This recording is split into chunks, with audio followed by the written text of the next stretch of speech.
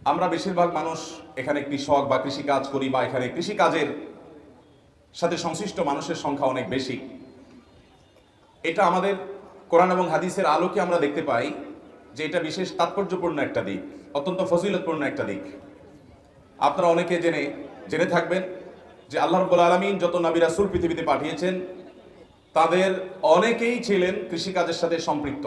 কৃষক ছিলেন, চাষি ছিলেন, চাষাবাদ করতেন, এটা পেশা ছিল। আমাদের নবী করিম সাল্লাল্লাহু আলাইহি ওয়াসাল্লাম চাষাবাদের কাজ করেছেন, তিনি খেজুরের গাছ লাগিয়েছেন।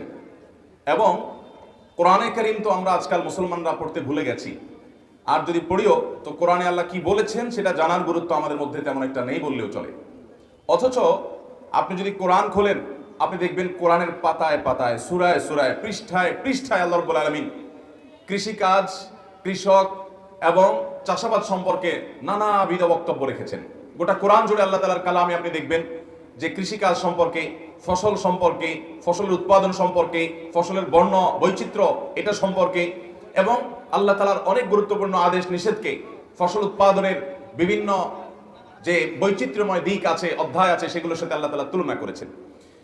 সূরা ওয়াকিয়া যদি আপনি খোলেন দেখবেন সূরা ওয়াকিয়া 63 এবং 64 নম্বর আয়াতে আল্লাহ রাব্বুল আলামিন বলেছেন, আফরাআইতুম মা তাহরুসুন, তোমরা যে চাষাবাদ করো, তোমরা যে ফসল উৎপাদন করো, তোমরা কি দেখেছো যে এই ফসলটা যে উৎপাদিত হচ্ছে, আনতুম তাজরাউনাহু আম নাহনু যারিউন, এটা কি তোমাদেরই উৎপাদন করার ক্ষমতা তোমাদের হাতেই আছে, নাকি আল্লাহ বলছেন যে আমি এটাকে উৎপাদন করি? এটা কি দেখে কখনো তোমরা চিন্তা করেছো, এটা ভেবেছো?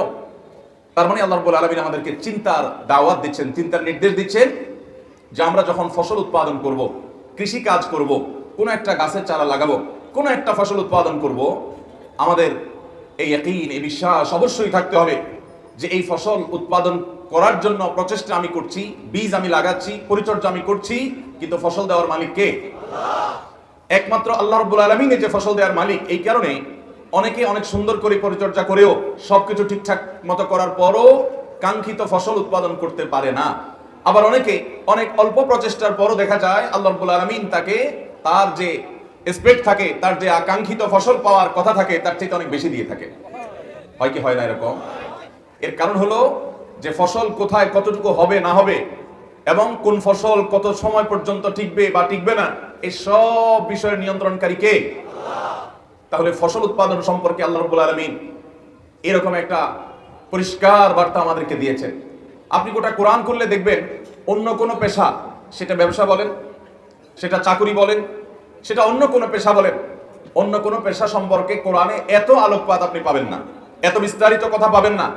কৃষি সম্পর্কে, চাষাবাদ সম্পর্কে কোরআনে যত ডিটেইল আলোচনা করা হয়েছে এবং বিভিন্ন অ্যাঙ্গেল থেকে আলোচনা করা হয়েছে, দৃষ্টান্ত দিতে গিয়ে চাষাবাদ বা কৃষি সম্পর্কিত বিষয়গুলোকে তুলে আনা হয়েছে, ফসলের কথা আনা হয়েছে, মানুষের জীবনের মর্ম উপলব্ধি যেন করতে পারে, আখিরাতে মানুষকে আল্লাহর সামনে দাঁড়াতে হবে সেই বাস্তবতা যেন উপলব্ধি করতে পারে।